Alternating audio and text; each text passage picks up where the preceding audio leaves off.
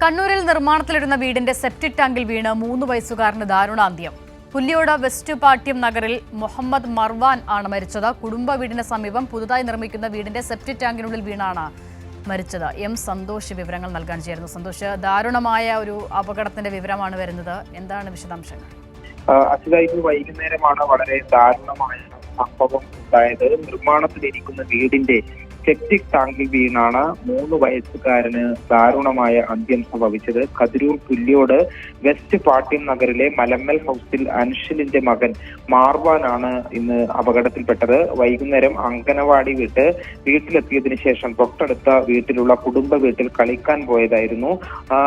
ഈ കുട്ടിയെ കാണാതായതിനെ തുടർന്ന് വീട്ടുകാരും അയൽക്കാരും ചേർന്ന് തിരച്ചിൽ നടത്തുന്നതിനിടയിലാണ് കുടുംബ വീടിനോട് ചേർന്ന് പുതിയതായി പണി കഴിക്കുന്ന നിർമ്മാണത്തിലിരിക്കുന്ന വീടിന്റെ സെപ്റ്റിക് ടാങ്കിനുള്ളിൽ ഈ കുട്ടിയെ കണ്ടെത്തിയത്. കുട്ടി ആ സമയത്ത് ബോധരഹിതനായി കിടക്കുകയായിരുന്നു. അതിന് ശേഷം ഉടൻ തന്നെ എല്ലാവരും ഈ ബന്ധുക്കളും അതോടൊപ്പം തന്നെ നാട്ടുകാരും ചേർന്ന് കുട്ടിയെ ആശുപത്രിയിൽ എത്തിച്ചു.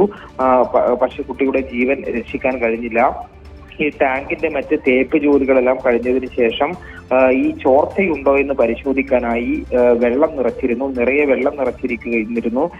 പക്ഷേ ഇതിന്റെ മുകൾ ഭാഗം മൂടിയിരുന്നില്ല. അങ്ങനെയാണ് ഈ വെള്ളത്തിൽ ഈ കുട്ടി വീഴുന്നത്. ഏതായാലും വളരെ ദാരുണമായ ഒരു സംഭവമാണ് ഈ പുല്ലിയോട് പാട്യം നഗറിൽ ഉണ്ടായത്.